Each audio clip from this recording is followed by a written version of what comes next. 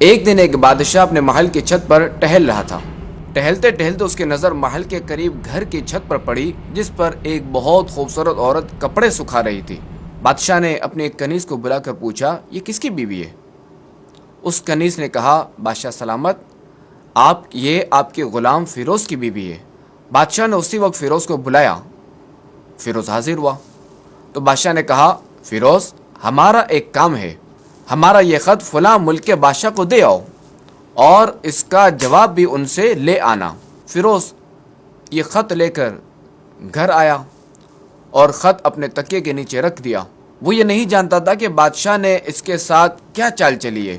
اس نے رات گھر میں گزاری، سفر کا سامان تیار کیا اور صبح ہوتے ہی سفر پر روانہ ہو گیا۔ فیروز جیسے ہی سفر پر روانہ ہوا، بادشاہ چپکے سے اپنے غلام فیروز کے گھر پہنچا اور آہستہ سے اس کے گھر کا دروازہ کھٹکھٹایا۔ فیروز کی بیوی نے پوچھا، کون ہے؟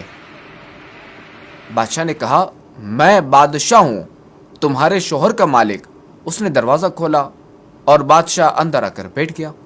فیروز کی بیوی نے حیران ہو کر کہا، بادشاہ سلامت، آج آپ یہاں ہمارے چھوٹے سے گھر میں؟ بادشاہ نے کہا، میں یہاں مہمان بن کر آیا ہوں۔ فیروز کی بیوی جو کہ سمجھدار تھی، وہ بادشاہ کا مطلب سمجھ گئی اور کہا، میں اللہ کی پناہ چاہتی ہوں آپ کے اس طرح آنے سے، مجھے آپ کے آنے میں کوئی خیر نظر نہیں آ رہی۔ بادشاہ نے غصے میں کہا، اے لڑکی، کیا کہہ رہی ہو؟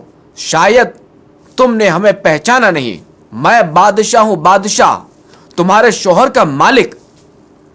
فیروز کی بیوی نے کہا، بادشاہ سلامت، میں جانتی ہوں کہ آپ ہی بادشاہ ہیں، لیکن بزرگ کہہ گئے ہیں، شیر کو اگرچہ جتنی بھی تیز بھوک لگی ہو لیکن وہ مری ہوئی چیز نہیں کھاتا۔ اور پھر اس نے کہا، بادشاہ سلامت، تم اس کوزے میں پانی پینے آ گئے ہو جس میں تمہارے کتے نے پانی پیا ہے۔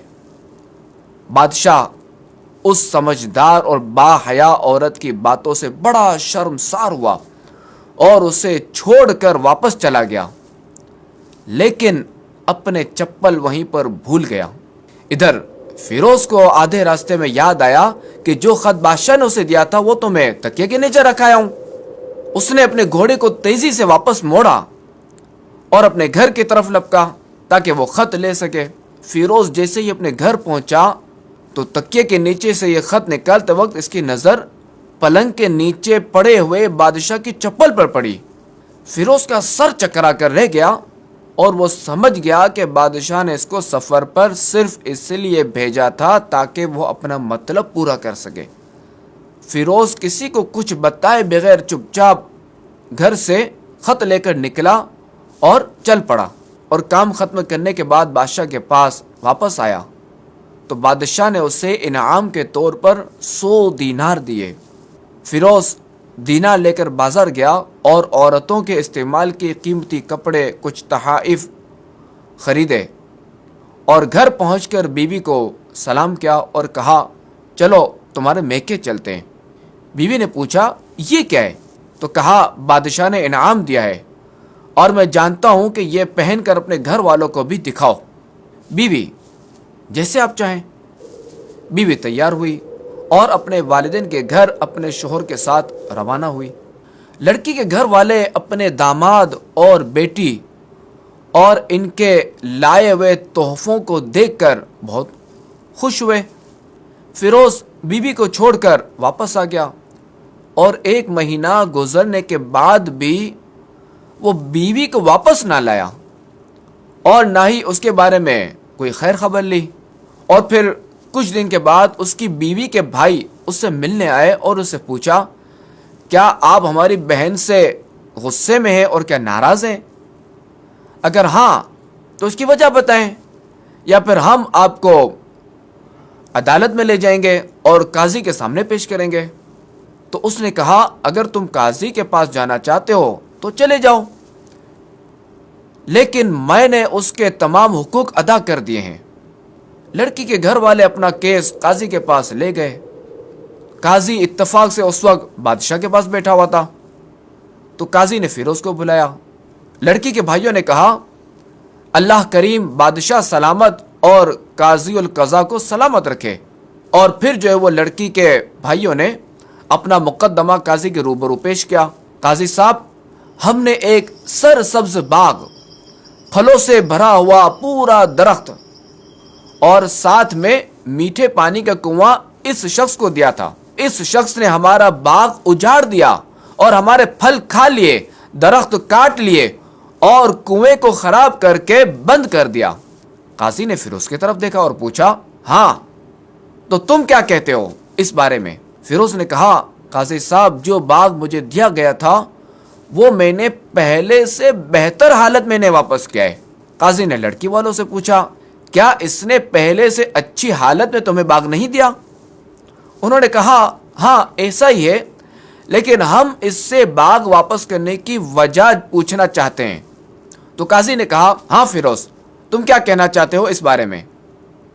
فیروز نے کہا، قاضی صاحب، میں نے باغ کسی بغض یا نفرت کی وجہ سے نہیں چھوڑا، بلکہ اس لیے چھوڑا کہ ایک دن میں باغ میں آیا تو اس میں نے شیر کے پنجوں کے نشان دیکھے۔